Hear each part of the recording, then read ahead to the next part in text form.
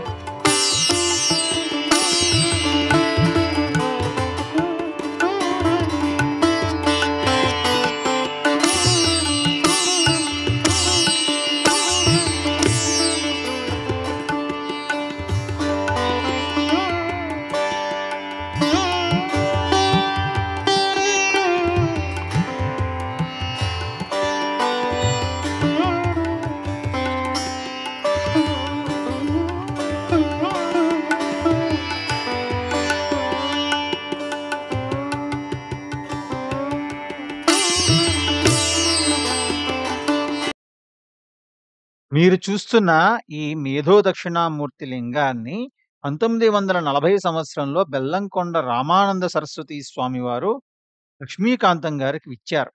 ఇది నర్మదాబాణం మేధా దక్షిణామూర్తి స్వామి లింగం. ఈ లింగాన్ని తర్వాత రమణ మహర్షికి చూపించి దీని మద్రాసులో మెరుగు పెట్టేస్తే అందులో ప్రణవాక్షరం గాయత్రి కనిపించినాయట. ఈ శివలింగం పక్కగా మీరు ఒక చాటు చూస్తున్నారు కదా, దాంట్లో కొన్ని పుష్పాలు ఉన్నాయి. దాని కింద ఒక భూగృహం ఉండేది.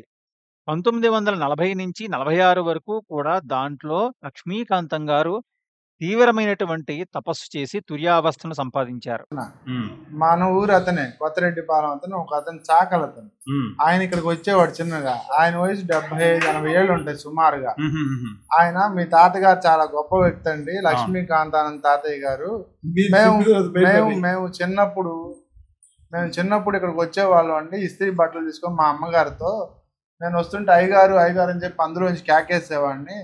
ఒకసారి వచ్చినప్పుడు తీసుకెళ్ళాలి, ఒకసారి నన్ను ఒక్కళ్ళనే పంపించారు మా అమ్మగారు. వెళ్ళి చూస్తే నేను ఆశ్రమంలో స్వామివారు ఈ ప్రదేశంలోనే లేచి 3 అడుగులు గాలిలో కూర్చొని తపస్సు చేస్తున్నారు. ఇక నాకు ఎందుకో భయం చెంది నేను వెళ్ళిపోయాను. బెల్లంకొండ స్వామీజీ, ఎవరండి? యువతలు ఉన్నాయి, ఆయన సహచరులు అన్నమాట. లక్ష్మీకాంతం గారి ఒక సహచరులు. అదే యోగంలో ఉండేవాళ్ళు ఆయన కూడా. ఈయన ఒకసారి సత్యనపల్లి దగ్గర బెల్లంకొండ అని ఒక ఊరు ఉంది. ఈయనగా శివలింగం ఇచ్చింది. శివలింగం. అక్కడికి వెళ్తే అక్కడ కూడా ఏదో ఉత్సవాలు చేస్తుంటే ఫస్ట్ ఈయన పిలిపించి ఇంకొక ఆయన చేత చేయిస్తున్నారు కార్యక్రమం.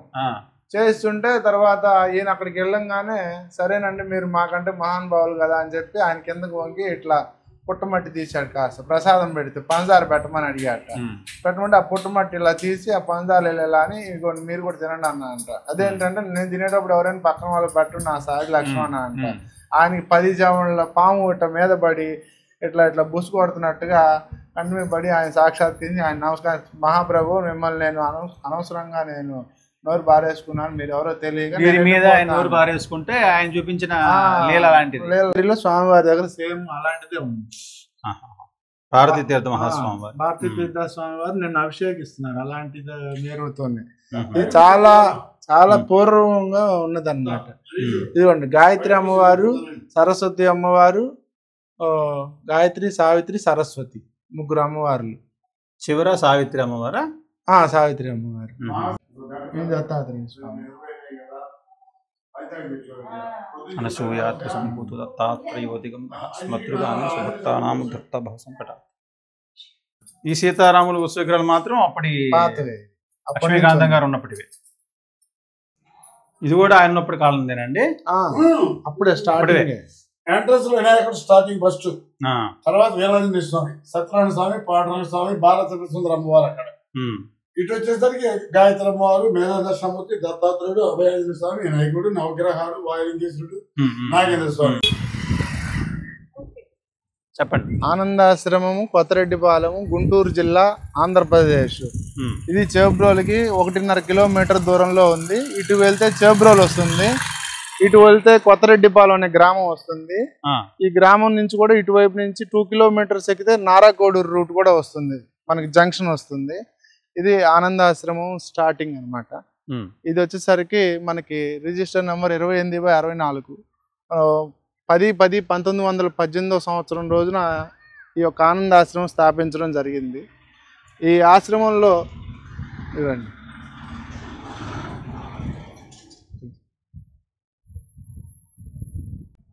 మొట్టమొదటిగా వినాయకుడిని ప్రతిష్ఠించారు ఈ ఆశ్రమం లక్ష్మీకాంతం గారు.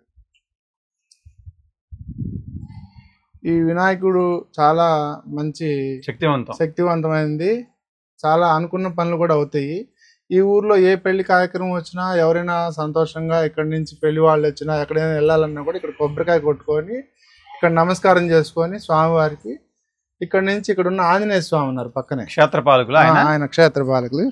ఈ ఆంజనేయ స్వామి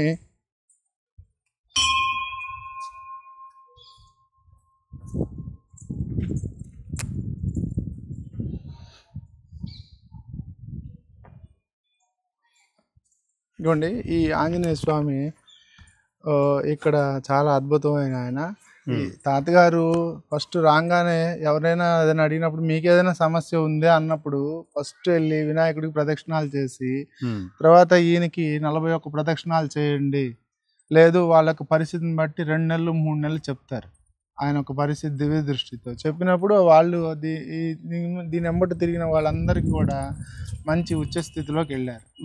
చాలా పవర్ఫుల్ అయిన ఆంజనేయ స్వామి. ఇదే ఆంజనేయ స్వామిని మీరు సుమారుగా ఒకసారి గ్రహిస్తే పొన్నూరులో కూడా ఇలాగే ఉండొచ్చు, ఇలాగే ఉంటుంది. కాదు అది నల్లరాతిది. కోట జగన్నాథరావు గారు అని చెప్పేసి తాతగారి శిష్యులు అనమాట.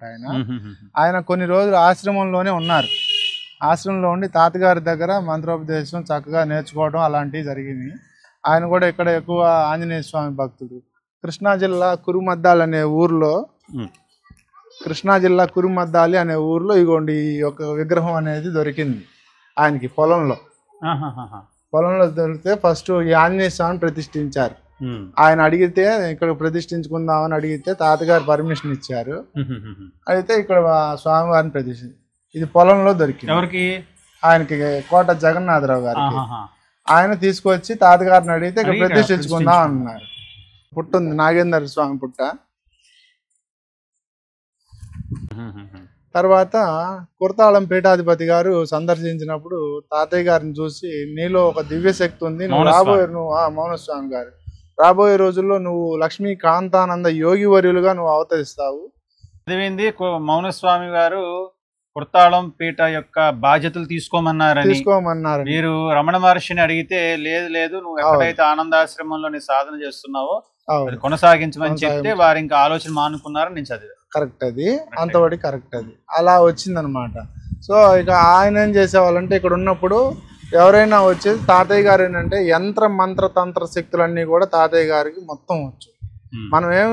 మనం ఏం మాట్లాడుకుంటున్నాము, ఆయన ఇక్కడి నుంచే ఆయన వినగలిగే శక్తి అంతా కూడా ఆయనకి దివ్య దృష్టి.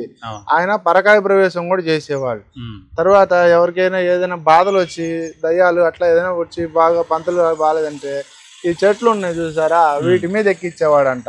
నీకా ఎక్కడుంది, అదిగో ఇక్కడుంది చూడుపో పైన ఉంది అని చెప్పేవాడు. ఈ చెట్ల మీద కూర్చోబెట్టేవాట వాటిని. అవి పారిపోయినాయి, ఎప్పుడో వెళ్ళిపోయినాయి, అక్కడ ఉన్నాయి చూసుకోపో అనేవాట. అలా ఆయన శక్తితో మాటతోనే పారిపోయాయి. నాగేంద్ర స్వామి పుట్ట, ఈ పుట్టలో నుంచే రోజు కూడా ఇట్లాగ ఆశ్రమంలో తిరుగుతూ ఉంటాయి అవి దేవతా సర్పాలు. ఇందులో పొదుగులో ఉన్నాయి కూడా నాగేంద్ర స్వాములు. అంటే నా చిన్నతనంలో మా నాన్నగారు మా అమ్మగారు చెప్పేవాళ్ళు, ఇక్కడ జింకలు, తర్వాత పాములు, తర్వాత ఆవులు అనేకమైన ఇట్లా తిరుగుతూ కలిసిమెలిసి ఉండేవి, శత్రుత్వ భావం లేకుండా కలిసి ఉండేవి. అది కూడా వారి తపోబలమే. అది కూడా చాలా బాగుంటుంది. రమా సహిత సత్యనారాయణ స్వామి రుక్మాబాయి సమేత అదే లోపల ఉంటుంది. ఆ పక్కన ఒక ఆయనకి ఇట్లాగే పొలంలో అమ్మవారు దొరికింది, బాల త్రిపురా సుందరి. ఆ అమ్మవారిని ఇక్కడ ప్రతిష్ఠించుకున్నారు. ఇది భోజనశాల, తర్వాత ఇదేమో గోశాల. ఆవులైతే మనవే, ఆశ్రమం కిందవే. ఈ ఆనందాశ్రమం మామూలు ఆశ్రమం కానే కాదు. 1930లో అప్పట్లో మహాభక్తుడు తుకారాం మహారాజ్, ప్రభుదత్త బ్రహ్మచారి, ఓంకారనాథస్వామి, అలాగే 1939లో కంచికామకోటి పీఠం జగద్గురువులు శ్రీ శ్రీ శ్రీ చంద్రశేఖరేంద్ర సరస్వతి మహాస్వామి, కొత్తాళం పీఠాధిపతి మౌనస్వామి, అవధూత పిచ్చమ్మ తల్లి, జిల్లుల మూడమ్మ, ఇటువంటి ఎంతో మంది మహానుభావులు నడయాడినటువంటి తపోభూమి ఆశ్రమం. చందూరులో బ్రహ్మశ్రీ తాడేపల్లి రాఘవనారాయణ శాస్త్రి గారితో నిత్యం బాలా త్రిపుర సుందరీదేవి ఎలా తిరిగేదో ఈ ఆనందాశ్రమంలో గాయత్రీదేవి లక్ష్మీకాంతానంద యోగి వర్యులతో కూడా ఆ విధంగానే తిరిగేది. అప్పట్లో బ్రిటిష్ ప్రభుత్వ అధికారులు ఒక చిన్నపిల్లని ఈ యోగివర్యులతో చూసి ఎవరని అడిగితే మా అమ్మాయే అని చెప్పారట. ఆ పిల్లే గాయత్రీదేవి. ఇదిగోండి, ఇది ఈ యొక్క ఆశ్రమం మొత్తంలో ఏమేమి ఉన్నాయి అట్లా స్టార్టింగ్ అక్టోబర్ 10, 1918 అవునండి స్థాపితం. అవును. ఇక్కడ ఆయన కూర్చునే వాళ్ళు, ఇదే ప్లేస్ గురుస్థానం. ఈ గురుస్థానంలోనే కూర్చునే వాళ్ళు. ఇక్కడ ఇంతకుముందు పాత డాబా ఒకటి ఉండేది. ఇది 11 సంవత్సరాలు అయింది ఇది కట్టక ముందు. ఇక్కడ ఎదురుగా ఒక పాత డాబా ఉండేది. తాతగారికి ఇక్కడ రూమ్ ఉండేది. ఈ రూమ్ లో కూర్చొని ధ్యానం చేసుకుంటూ ఇటు అమ్మవారిని చూసుకుంటూ ఉండేవాళ్ళు, ఇటు వచ్చే వాళ్ళని చూసుకుంటూ ఉండేవాళ్ళు. ఒక రకంగా ఇది వారి తపో స్థలం. ఇది ఇక్కడ అమ్మవారి పూజ చేయించుకుంటే మా అమ్మాయి అమెరికాలో ఉద్యోగం కావాలి, డాక్టర్ కావాలి అనుకున్న వాళ్ళు వచ్చి అమ్మవారికి పూజ చేసుకోవటం, మాట్లాడటం ఊళ్ళో స్థానికంగా. తర్వాత సత్తెనపల్లి నుంచి, హైదరాబాద్ నుంచి, విజయవాడ నుంచి, రాష్ట్రం నలుమూల నుంచి అన్ని చోట్ల వస్తారు. వచ్చి అమ్మవారికి మామూలుగా మొక్కుంటారు, కోరికను కోరికలు తెచ్చుకుని చక్కగా వెళ్తుంటారు. తర్వాత పూజలు అంటూ మనకి ఇక్కడ మెయిన్ ప్రత్యేకత ఏంటంటే గాయత్రి అమ్మవారి ఆనందాశ్రమంలో దేవీ నవరాత్రులు అత్యంత వైభవంగా జరుగుతాయి. రోజుకు వచ్చేసరికి సుమారుగా 100 నుంచి 150 మంది భోజనాలు, అన్న సంతర్పణ జరుగుతుంది, అన్న ప్రసాద వితరణ జరుగుతుంది. దసరాల తర్వాత కార్తీక మాసం శ్రీ మేధా దక్షిణామూర్తి స్వామి వారికి ప్రతిరోజు కూడా అభిషేకాలు, ఉదయాన్నే 4 గంటలకి 5 గంటలకి. తర్వాత మహాన్యాసపూర్వక రుద్రాభిషేకం ఒకరోజు తాతయ్య గారిది ఆ నెలలోనే వస్తుంది, కార్తీక మాసం. ఆయన పేరును పురస్కరించుకొని ఆ స్వామివారికి 11 రుద్రాల అభిషేకం, 1,00,000 మారేడు బిల్వార్చన అభిషేకాలు చేస్తాము. వచ్చిన వారికి ఏమైనా సమస్యలతో వస్తే వాళ్ళకి సమాధానాలు దొరికి వాళ్ళు బాగుంటున్నారు. వచ్చిన వాళ్ళందరూ కూడా తృప్తిగానే ఉంటున్నారు. రెండోది ఇక్కడ వివాహ కళ్యాణ మండపం అని ఒక దాత కట్టించారు. ఆ తర్వాత ఇక్కడ మనం పేదవాళ్ళ కోసం అని చెప్పేసి తక్కువలోనే వాళ్ళకి పెళ్లి చేసుకునే అవకాశం కూడా ఇస్తున్నాము. ఇక్కడ చేసుకున్న దంపతులు ఇద్దరు కూడా సంవత్సరం లోపే పిల్లలు కలుగుతున్నారు. 1922లో లక్ష్మీకాంత యోగి వర్యులు ఉత్తర భారతదేశ యాత్రలకు వెళ్ళినప్పుడు ఇక్కడ పరమహంస జ్ఞానానంద అనేటువంటి ఒక గొప్ప యోగి శక్తి గీత అనేటువంటి గ్రంథాన్ని తెలుగులోకి అనువదించమని ఈ యోగి వర్యుల్ని ఆదేశించారట. దాని గురించి హరీష్ కొమ్మరాజు గారు ఇక్కడ చెప్తున్నారు. ఇది భగవద్గీత కంటే కూడా చాలా ప్రాచీనమైనదని చెప్తూ, ఇది ఆ యోగివర్యుల యొక్క ప్రసాదంగా ఇది నా చేతికిచ్చారు. అందుకు వారికి మనస్ఫూర్తిగా ధన్యవాదాలు. అన్నీ కూడా ఇట్లా ఇదిగోండి. కుర్తాళం ఉపపీఠాధిపతి వల్లూరు వెంకటేశ్వరరావు గారు, విమలానంద భారతీ స్వామి కుర్తాళం. తర్వాత ఇది వచ్చేసరికి మనకి అప్పుడు టీటీడీ దేవస్థానం వాళ్ళు పబ్లిష్ చేశారనమాట. ఇది 1967లో ముద్రణ జరిగింది, 1983లో ద్వితీయ జరిగింది అనమాట. తర్వాత ఇందులో ఇదిగోండి ఇక్కడ ఉపోద్ఘాతం అని ఇచ్చారు. ఇట్లా మొత్తం కూడా అన్ని ఒక్కొక్క కాండం చొప్పున సుమారు 5-6 కాండాల చొప్పున ఇందులో ఉంటుంది. ఇది మొత్తం కూడా 613 పేజీలు ఉంది. దీన్ని అంతా కూడా జాగ్రత్తగా చదువుకొని మనం మంచి స్థితిలో ఉండాలని కోరుకుంటూ మీకు మా తాతగారి తరపు నుంచి ఒక పుస్తకాన్ని ఇస్తున్నాను. ఇది స్వయంగా వారి ఆశీర్వాదం. కెమెరా ముందు చెప్పను కానీ ఈ మధ్య తరచుగా నాకు ఇలాంటి అద్భుతమైన గ్రంథాలన్నీ దైవీకంగా చేరుతున్నాయి, నా ప్రయత్నం లేకుండా చేరుతున్నాయి. అందులో ఇవాళ తెలుగు సంవత్సరాదిన లక్ష్మీకాంతం గారి యొక్క ఆశీర్వాదం ఈ శక్తి గీత రూపంలో వారు నాకు ఇచ్చారు. హరీష్ గారు, కొమ్మరాజు హరీష్ గారు, వారికి మనస్ఫూర్తిగా కృతజ్ఞతలు తెలియజేస్తూ దీన్ని మనం తర్వాత చర్చించుకుందాం. దీంట్లో ఏముంది, అసలు వారు ఏమి సంగ్రహంగా చెప్పారని మనం ఇంకో వీడియోలో చెప్పుకుందాం. మీకు చాలా కృతజ్ఞతలు అండి. కైవల్య సోపానం అని తాతయ్య గారే రచించారు. ఆయన యొక్క శిష్యుడైనటువంటి ఆయన రీపబ్లిష్ చేశారు. మీకే ఇస్తున్నాను ఈ యొక్క పత్రికలు అనేవి. చాలా సంతోషం అండి. ఇదంతా కూడా లక్ష్మీకాంతం గారి యొక్క ఆశీర్వాదం. ఏదైతే నిజంగా మనస్ఫూర్తిగా సత్సంగం చేసుకున్నామో మీరు చూసుంటారు, ఎన్ని వేల మంది చూసి ఎంతమంది అంటే మేము ఇక్కడే చేబ్రోలు మండలంలో ఉంటున్నాం, మాకు తెలియదు ఈ ఆశ్రమం ఉందని, మేము తప్పకుండా వెళ్తాం అనే కామెంట్ కూడా మీరు చూసుంటారు. ఈ ఆశ్రమం మళ్ళీ పూర్వవైభవం రావాలి, ఇంకా మరింత మంది వచ్చి ఈ తపోభూమి దర్శించుకుని తరించాలి. ముఖ్యంగా సాధకులు ఎవరైతే వాళ్ళకి యోగ ప్రక్రియలు ఆగిపోతారో అలాంటి వాళ్ళు తపోభూమిలోకి వస్తే మాత్రం తప్పకుండా వాళ్ళ అడ్డంకులు తొలగిపోయి వాళ్ళ సాధనలో మరింత ముందుకెళ్తారు మాత్రం తప్పకుండా చెప్పగలం. ఈ యోగదండం స్వయంగా యోగివర్యులు తపస్సుకు వాడినటువంటిది. అలాగే వారు కూర్చున్నటువంటి కుర్చీ, కొన్ని ఓల్డ్ ఫొటోస్ కూడా ఆశ్రమ నిర్వాహకులు మనతో పంచుకున్నారు. అందుకు మనస్ఫూర్తిగా వారికి ధన్యవాదాలు. అలాగే లక్ష్మీకాంతం గారు బాగా యువకునిగా ఉన్నటువంటి ఫోటో కూడా దొరికింది. అది కూడా ఇక్కడ చూడండి. ఈ చేబ్రోలు మండలం చుట్టుపక్కల మీరు ఎప్పుడు వచ్చినా కూడా తప్పకుండా ఈ ఆనందాశ్రమాన్ని సందర్శించి మీరు తరించిపోవాలి. ఎందుకంటే ఇక్కడ అమ్మవారు చాలా శక్తివంతమైనది. నేను ఇందాక చెప్పినట్టు ఈ ఈ తపోక్షేత్రంలో ఎంతో మంది మహాత్ములు వచ్చి కొన్ని రోజులు నివసించినటువంటి అద్భుతమైనటువంటి శక్తి క్షేత్రం. ఈ వీడియో మనస్ఫూర్తిగా నచ్చితే లైక్ చేసి, కామెంట్ చేసి 10 మందికి షేర్ చేయండి. మరిన్ని మంచి వీడియోలతో మళ్ళీ కలుద్దాం. శ్రీమాత్రే నమః. మీ సత్యానందిరాజు.